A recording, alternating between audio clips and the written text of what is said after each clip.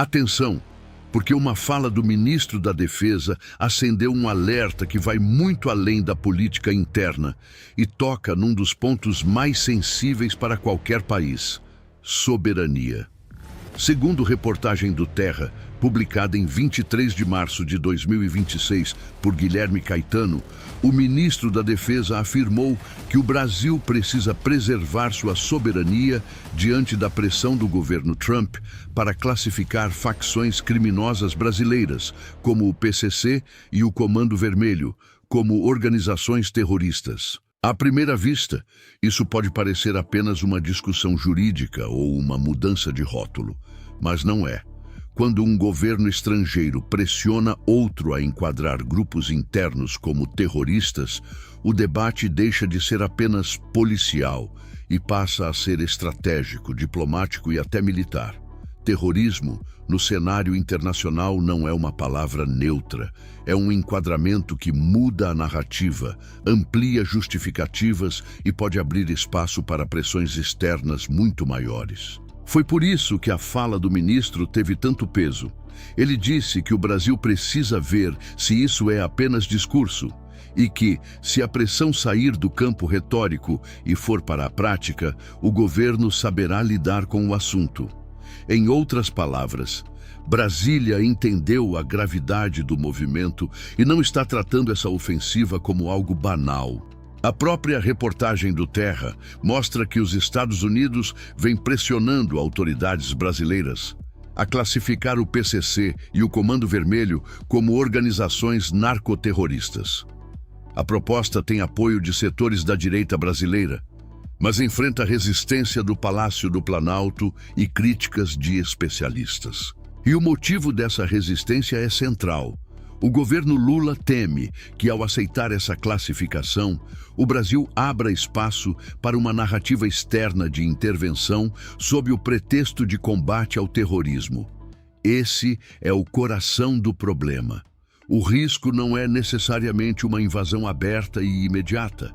O problema é a criação de um precedente. É o Brasil deixar de ser tratado apenas como um país com grave problema de crime organizado e passar a ser visto, por atores externos, como um território com ameaça terrorista interna. E quando esse enquadramento muda, a pressão internacional também pode mudar de nível. Por isso, quando se fala em um plano oculto, a leitura mais forte não é a de um ataque já declarado, mas a de um caminho sendo preparado. Uma estratégia de pressão para empurrar o Brasil a aceitar uma classificação que pode enfraquecer sua posição soberana no futuro. O risco está menos no gesto imediato e mais na porta que esse gesto pode abrir. O ministro ainda usou uma expressão que chamou atenção. Disse que o Brasil é uma ilha de felicidade. No contexto, a mensagem parece ser a de que, em meio a um mundo tomado por guerras, crise energética e tensão geopolítica, o Brasil ainda preserva uma relativa estabilidade. E exatamente por isso precisa defender sua soberania com ainda mais cuidado. Um país que ainda mantém alguma margem de equilíbrio não pode entregar a definição dos seus próprios problemas para interesses externos. Se você quer entender como decisões tomadas em Washington podem impactar diretamente a autonomia do Brasil, se inscreva agora no canal e ative o sininho. O Radar Geopolítico BR existe exatamente para isso. Traduzir movimentos globais em ameaça real ou impacto direto para o Brasil. É justamente agora que acompanhar esse tipo de análise faz mais diferença.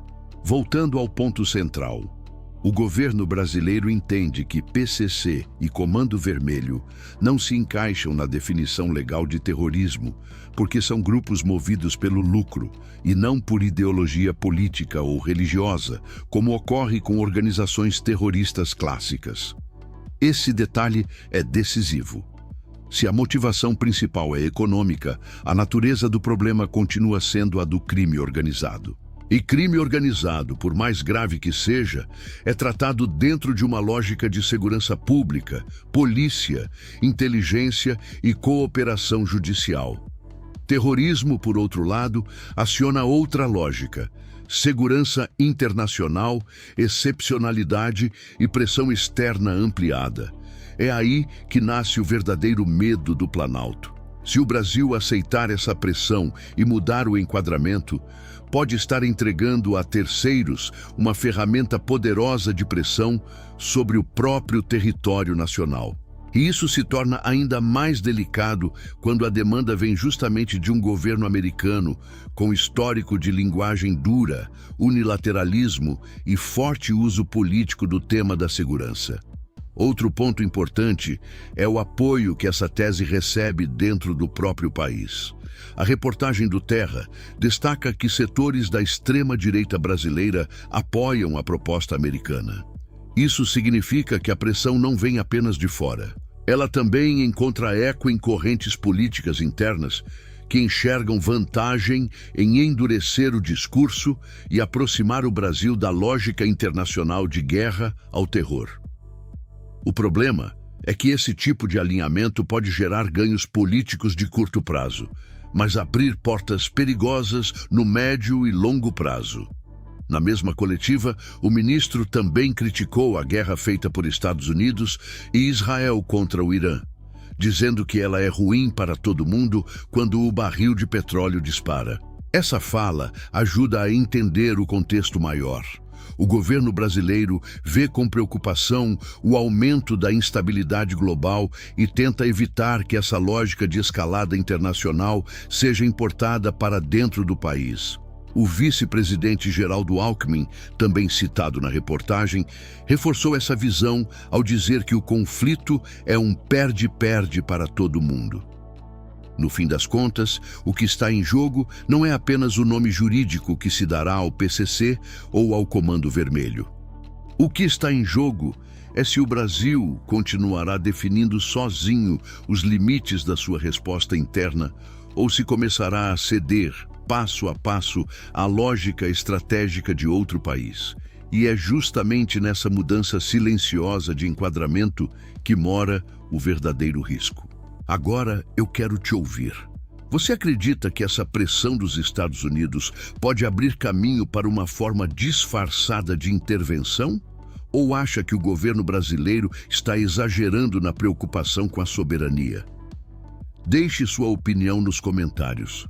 E se você chegou até aqui, se inscreva no canal, porque os próximos movimentos dessa crise podem mostrar até onde vai a pressão externa e até onde o Brasil está disposto a resistir.